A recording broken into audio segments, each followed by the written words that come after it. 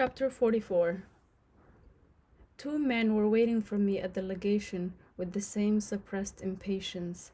Russell, in a gray suit, a moire bow tie, and with a drooping mustache like Theodore Roosevelt's, but more carefully shaped, and Faisal, in his undeviating white tunic, black cape, and blue turban. Naturally, it was the diplomat who opened the session in hesitant but correct French. The meeting taking place today is one of those that change the course of history.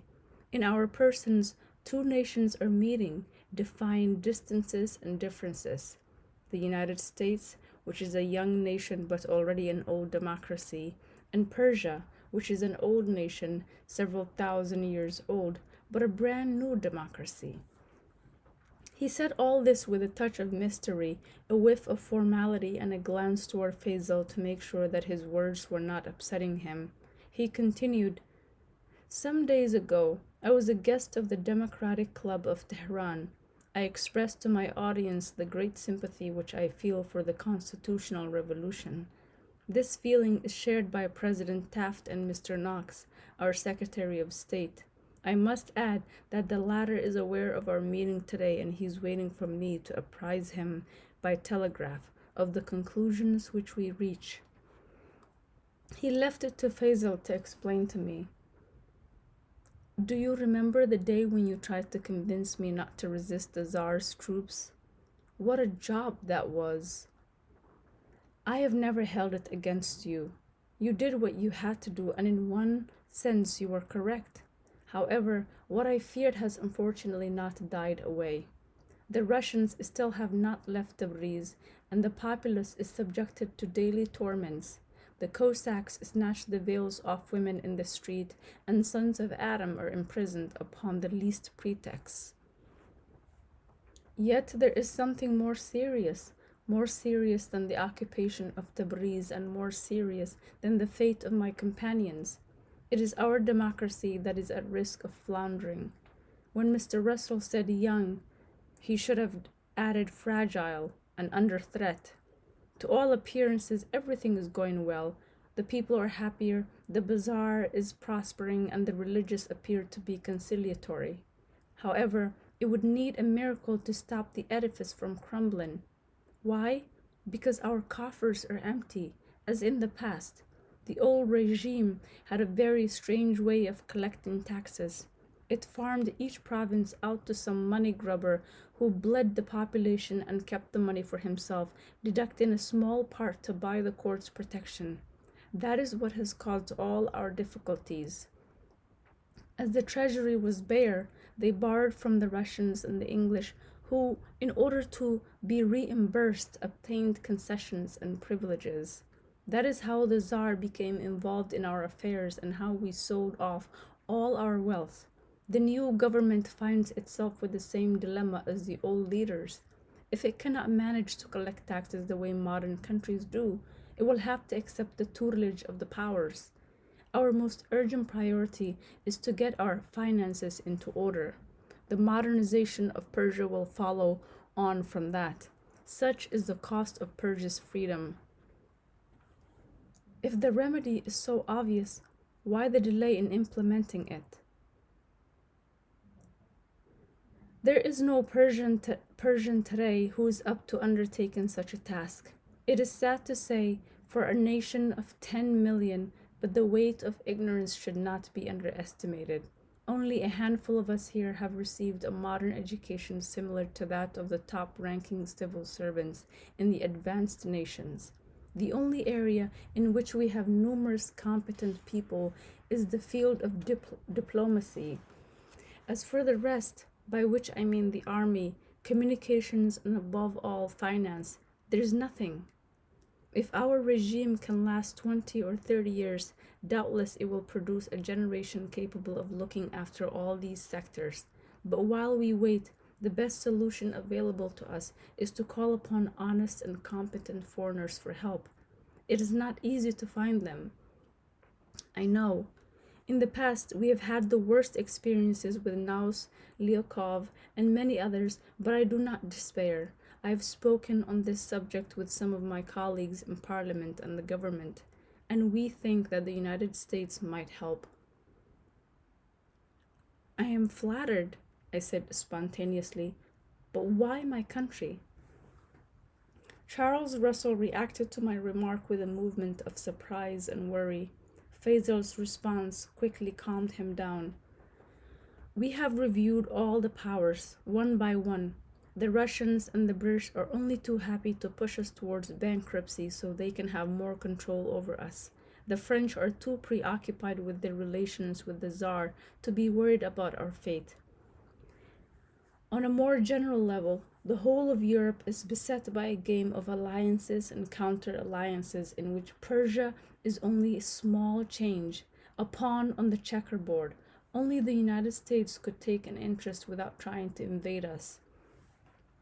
I therefore turned to Mr. Russell and asked him if he knew an American capable of taking on such a heavy task. I must acknowledge that it is he who mentioned your name. I had completely forgotten that you had studied finance. I am flattered by your faith, I replied, but I am certainly not the man you need. In spite of my degree, I have only middling skill in finance and I have never had the opportunity to put my knowledge to the test. It is my father who is to blame, since he built so many ships that I have not had to work. I have only ever busied myself with the essential, that is to say, the futile, traveling and reading, loving and believing, doubting and fighting, and sometimes writing. There were embarrassed laughs and an exchange of perplexed looks. I carried on. When you find your man, I can be at his side, give him unlimited advice and provide him with small services, but it is from him that you must demand competence and hard work. I am brimming over with goodwill, but I am ignorant and lazy. Faisal chose not to insist, but replied to me in the same tone. It is true, I can testify to it, but you also have other faults which are even greater. You are my friend, as the whole world knows, and my political adversaries would have only one aim, to stop you succeeding. Russell listened in silence with a rigid smile on his face, as if he had been left out. Our banter was certainly not to his taste, but he did not lose his composure. Faisal turned to him. I am sorry about Benjamin's defection, but it does not change anything as far as we are concerned. Perhaps it is better to entrust this type of responsibility to a man who has never been mixed up in Persian affairs, neither from near nor far. Are you thinking of someone in particular? I have no one's name in mind. I would like him to be someone rigorous, honest, and with an independent spirit. There are some of that race amongst you, I know. I can see the same I can see the person clearly and can almost tell you that I can see him before me, an elegant, neat man who holds himself upright and looks straight ahead and who speaks to the point. A man like Baskerville. The message of the Persian government to its legation in Washington on 25th December 1910, a Sunday and a Christmas day, was cabled in these terms.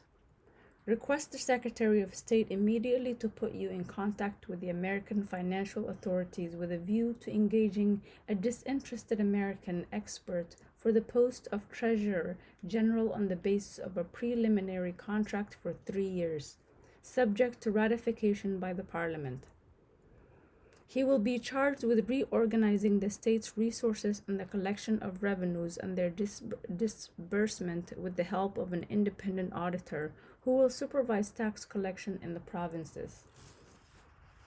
The Minister of the United States in Tehran informs us that the Secretary of State is in agreement. Contact him directly and avoid using intermediaries. Transmit the whole text of this message to him and act according to the suggestions he makes to you. On the following 2nd February, the Majlis approved the nomination of the American experts with an overwhelming majority and to thunderous applause. A few days later, the Minister of Finance, who had presented the plan to the deputies, was assassinated in broad daylight by two Georgians.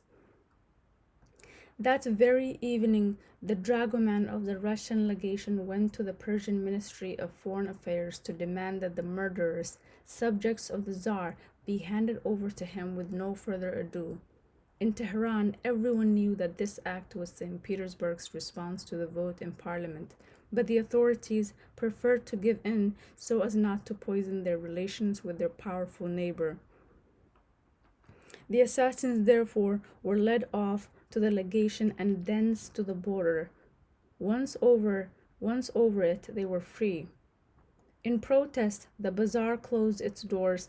The sons of Adam called for a boycott of Russian goods, and there were even reports of acts of vengeance against the numerous Georgian nationals, the Gorgi, in the country. However, the government, backed up by the press, preached patience. The real reforms were going to begin, they said. Experts were going to arrive, and soon the state's coffers would be full. They would pay off their debts and throw off all tutelage. They would have schools and hospitals as well as a modern army which would force the Tsar to leave Tabriz and stop him threatening them. Persia was waiting for miracles, and in fact, miracles were going to come to pass.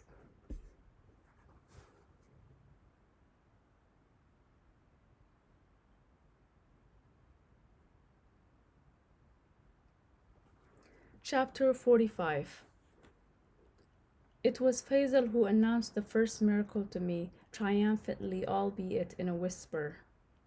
"Look at him. I told you that he would look like Baskerville." He was Morgan Schuster, the new general treasurer of Persia, who was coming over to greet us. We had gone to meet him on the Kazvin road. He arrived with his men in dilapidated post chaises pulled by feeble horses. It was strange how much he looked like Howard. The same eyes, the same nose, the same clean-shaven face, which was perhaps a little rounder, the same light hair parted the same way, the same polite but firm handshake. The way we looked at him must have irritated him, but he did not show it. It is true that he must have expected to be the object of sustained curiosity. Coming to a foreign country in this way and in such exceptional circumstances. Throughout his stay, he would be watched, examined, and followed, sometimes with malice. Each of his actions and every one of his omissions would be reported and commented on, praised or damned. A week after his arrival, the first crisis broke out. Amongst the hundreds of people who came every day to welcome the Americans, some asked Schuster when he was planning to visit the English and Russian delegations. His response was evasive, but the questions became insistent, and the affair leaked out and gave rise to animated discussions in the bazaar. Should the American pay courtesy calls to the legations or not? The legations let it be known that they had been belittled, and the climate became strained. Given the role that he had played in bringing Schuster, Faisal was particularly embarrassed by this diplomatic hitch, which was threatening to put his whole mission at stake. He asked me to intervene. I therefore went to see my compatriot at the Atabak Palace, a white stone building, the fine columns of which were reflected in a pond, and which consisted of 30 huge rooms, some furnished in the Oriental and some in the European manner, filled with carpets and objects d'art. All around was an immense park crossed by streams and peppered with man-made lakes, a real Persian paradise where the noises of the city were filtered out by the song of the cicadas. It was one of the most beautiful residences in Tehran. It had belonged to a former prime minister before being bought up by a rich Zoroastrian merchant who was a fervent supporter of the Constitution and who had graciously placed it at the Americans' disposal. Schuster received me on the steps. Having recovered from the exhaustion of the journey, he seemed to me quite young. He was only 34 years old and did not look it, and I had thought that Washington would send over someone who looked like Father Time. I have come to speak to you about this business with the legations." "You too." He pretended to be amused. I do not know, I stated, whether you are aware of just how serious this question of protocol has become. Don't forget, we are in the country of intrigue. No one enjoys intrigue more than I do. He laughed again, but stopped suddenly and became as serious as his position demanded of him. Mr. Lesage, it is not just a question of protocol, it is a question of principles. Before I accepted this post, I briefed myself thoroughly on the dozens of foreign experts who came to this country before me. Some of them lacked neither competence nor goodwill, but they all failed. Do you know why?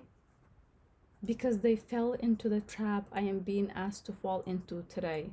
I have been named Treasurer General of Persia by the Parliament of Persia. It is thus normal for me to signal my arrival to the Shah, the Regent, and the government. I am an American and can thus also go to visit the charming Mr. Russell. But why am I being demanded to make courtesy calls to the Russians, the English, the Belgians, and the Austrians? I will tell you, because they want to show to everyone, to the Persian people who expect so much from the Americans, to the parliament which took us on in spite of all pressure put on it, that Morgan Schuster is a foreigner like all foreigners, a Frangi. Once I have made my first visits, the invitations will come pouring in. Diplomats are courteous, welcoming, and cultivated people. They speak the language I know, and they play the same games. I could live happily here, Mr. Lesage, between games of bridge, tea, tennis, horse riding, and masked balls, and when I go home in 3 years' time, I would be rich, happy, tanned, and in the best of health. However, that is not why I came, Mr. Lesage. He was almost shouting. An unseen hand, perhaps his wife's, discreetly shut the door to the sitting room. He seemed not to have noticed and carried on. I came with a very precise mission to modernize Persia's finances. These men have called upon us because they have faith in our institutions and the way we handle affairs. I have no intention of disappointing them, nor of misleading them.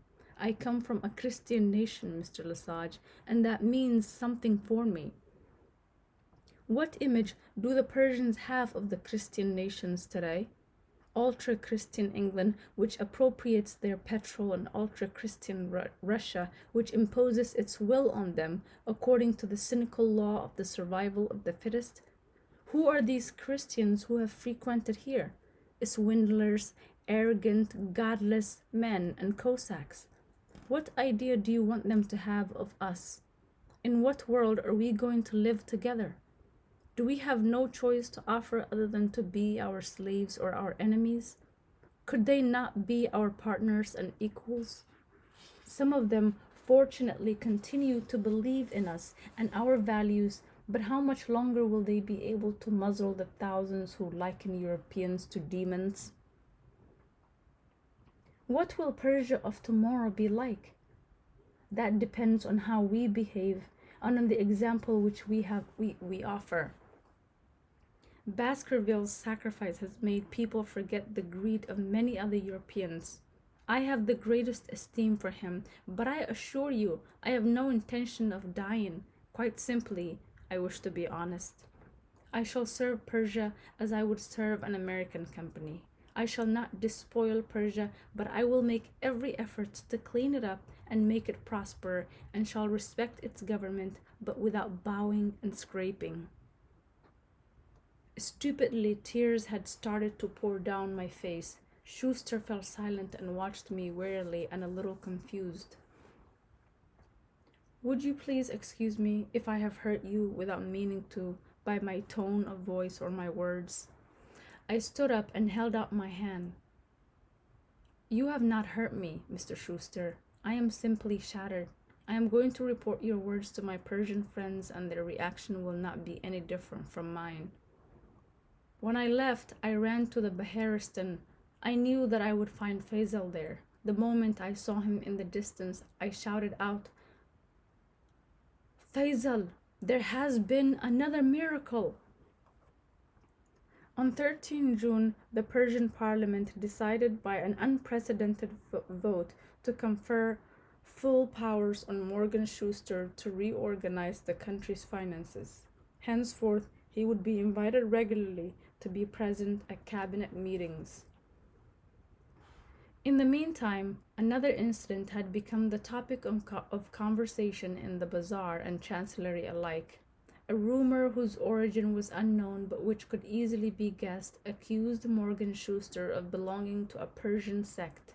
The whole thing may seem absurd, but the people spreading the rumor had distilled their venom well enough to be able to give the gossip an air of plausibility. Overnight, the Americans became suspect in the eyes of the crowd. Once again, I was charged to speak about it to the Treasurer General. Our relations had become closer since our first meeting. I called him Morgan and he called me Ben. I explained to him the subject of the offense. "They are saying that amongst your servants there are Babis or acknowledged Baha'is, which fact Faisal has confirmed to me. They are also saying that the Baha'is have just founded a very active branch in the United States. They have deduced that all Americans in the legations are in fact Baha'is who, under the pretext of cleaning up the country's finances, have come to win converts."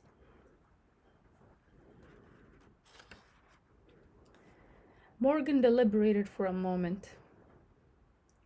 "I shall respond to the only important question.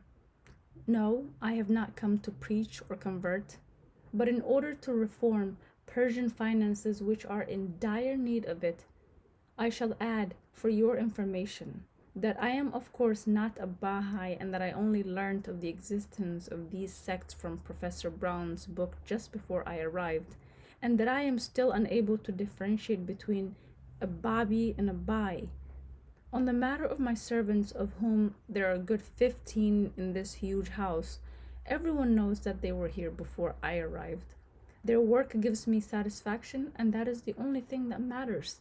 I am not accustomed to judge fellow workmen by their faith or the color of their tie." "I can understand your attitude perfectly well. It corresponds to my convictions. However, we are in Persia and sensibilities are sometimes different. I have just seen the new Minister of Finance. He thinks that in order to silence the slanderers, the servants concerned, or at least some of them, will have to be fired." "Is the Minister of Finance worrying about this business?"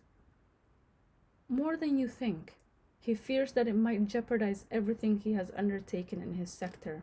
He has asked me to brief him this evening on how I have got on."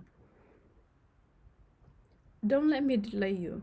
You can tell him on my behalf that no servant will be dismissed, and that as far as I am concerned, the matter ends there."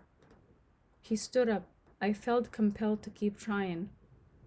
"I am not certain that that response will be sufficient, Morgan." "No? In that case, you can add to it.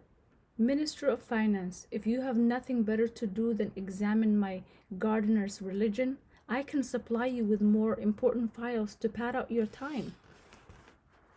I gave the minister only the gist of his words, but I am quite certain that Morgan himself repeated them to him verbatim at the first opportunity, moreover, without causing the slightest drama. In fact, everyone was happy that common sense had been spoken with no beating about the bush. "Since Schuster has been here," Shireen confided in me one day, "the atmosphere is somewhat healthier and cleaner.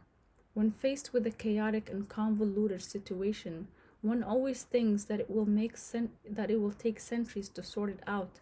Suddenly a man appears, and as if by magic, the tree we thought was doomed takes on new life and starts bearing leaves and fruit and giving shade.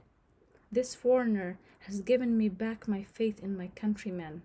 He does not speak to them as natives.